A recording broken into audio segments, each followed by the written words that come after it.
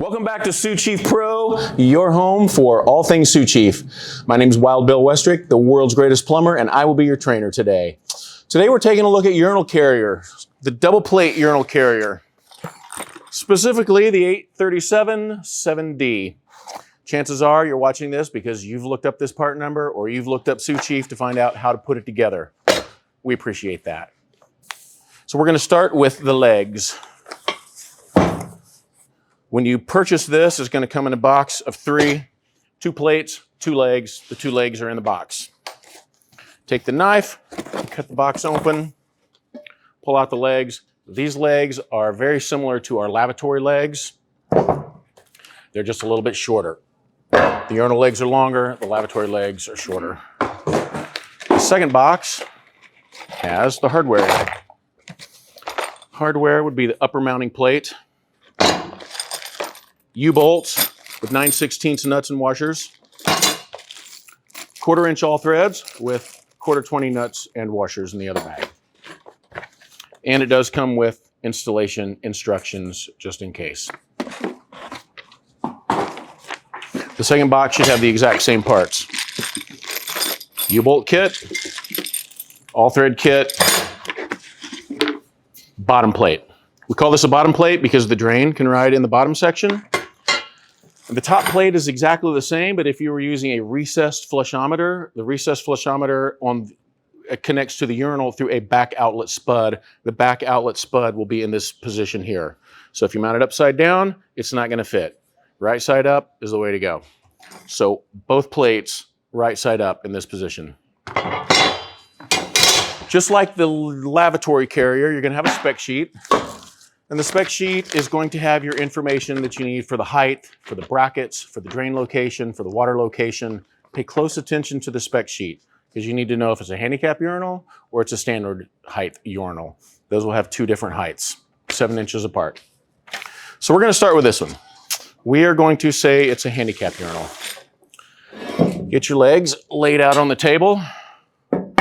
Like we mentioned in part 1 of the lavatory, if you're working on the floor, try and find a table. It's a lot easier on your back, and you'll get done a lot faster.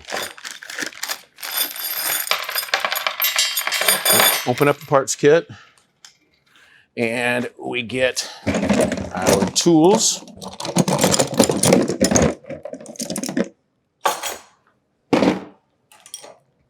The nuts are 9/16. The spread on these, unlike the lavatory carrier, is fixed. So there's nothing to measure for the spread, just the height.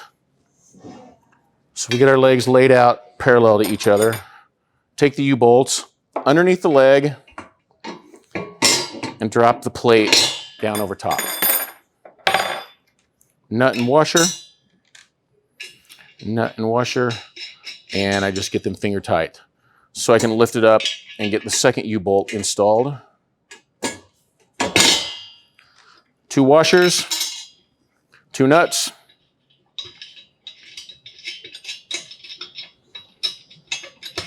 finger tight, same thing on the other side. U-bolt, 2 washers, 2 nuts. So far, so good. Lift up the second leg. Pop in this next U-bolt, 2 more washers, 2 more nuts. Now at this point, I recommend getting the measurement for the top plate because that's what's going to hold the bracket. Back to your submittal sheet, it will tell how high the bracket is from the ground and what the spread is on the bracket. The bracket is held in place by these all threads. We will assign those later. This one is 40 inches. So 40 inches from the bottom to the top of the all threads.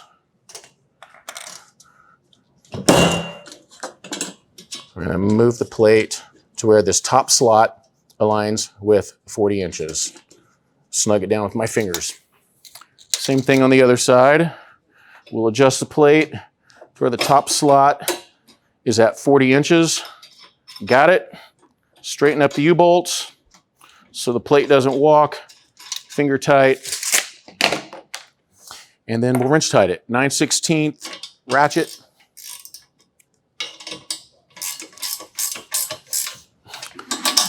And you know what my dad used to always say? Tighten it up till it breaks and back it off a quarter. We're not gonna do that. We're gonna tighten it up until it's snug. I'm sure there's a torque specification on this somewhere, but really we are just wanting to make sure it holds in place. So you'll know when it's tight. Basic 9/16, you can use an impact. Much faster, a lot more fun too. So the second plate goes for the drain. Back to the submittal sheet. Drain height on this one is 9 inches above the ground. So we're gonna leave this opening right here for 9 inches. When the drain gets installed, you can adjust the drain height with your fittings to make sure it's in the exact right place. So same as before, U-bolts under the leg, 2 washers, 2 nuts.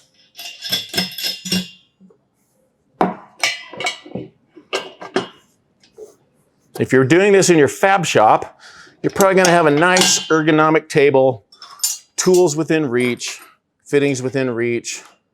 The less steps, the better. The less movement, the better. But if you're out on a job site, you work with what you've got.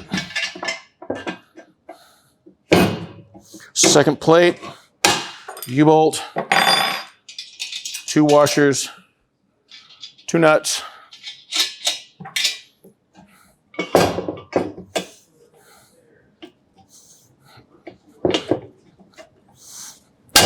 Bam, got it. What did we say our dimension is here? 9 inches.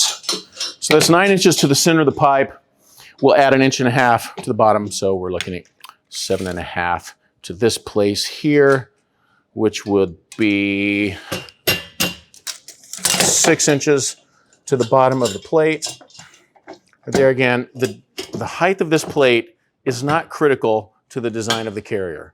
The height of this is critical because the top plate is what holds the brackets, which holds your urinal in the correct height. The height of the bottom is more to stabilize the legs and to give you something to rest the drain on. But you're gonna bring the drain in with fittings. So if this is off 1/4 inch, no big deal. We're going with 7.5 both sides to make sure it's square. We will get the U-bolts aligned with each other.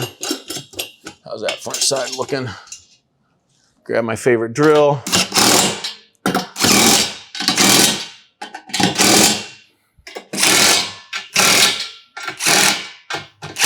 Dude, sign me up for NASCAR. I could be the right front tire changer. And this is what the fully assembled urinal carrier looks like. Top plate, this high off the ground. The all threads will go in here to support the brackets, which the urinal hangs on. The bottom is where the drain is going to ride, centered up with each other, approximately 9 inches off the ground. So the next thing we got to do is get the all threads installed.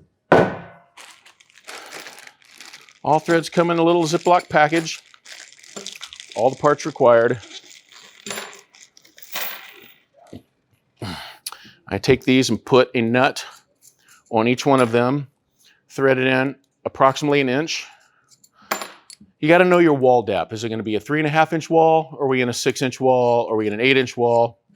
Whatever the wall depth is, you want the face plate of this carrier to be as close to the back of the drywall as possible. Because the closer it is, the less deflection you'll have on the all threads. If the all threads flex, then you're going to be dealing with possible misalignment of the brackets.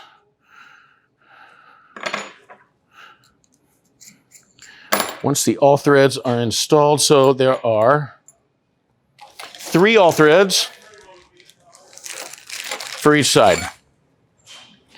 Your typical bracket requires 3 all threads. There are some urinals that take 2 all threads. There are some urinals that might take 6 all threads.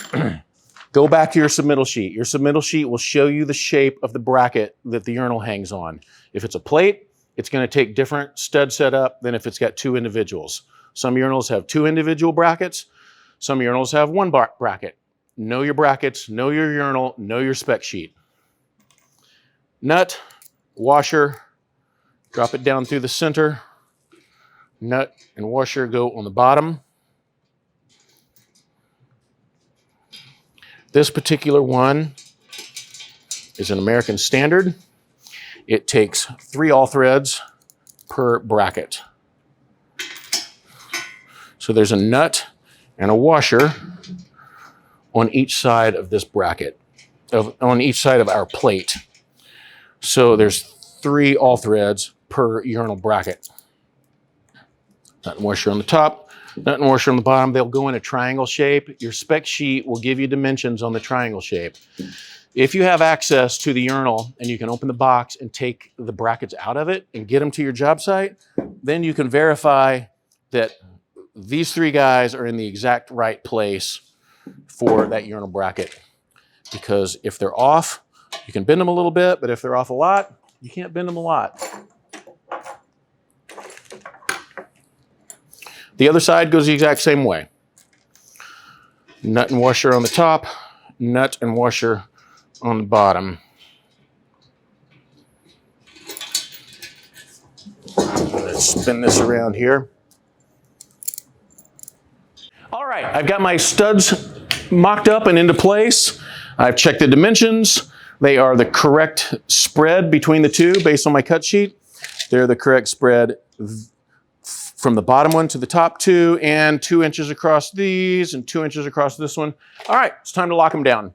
2 wrenches, both 7/16, one on the top, one on the bottom, and crank down number 1, number 2, number 3. Uh-oh.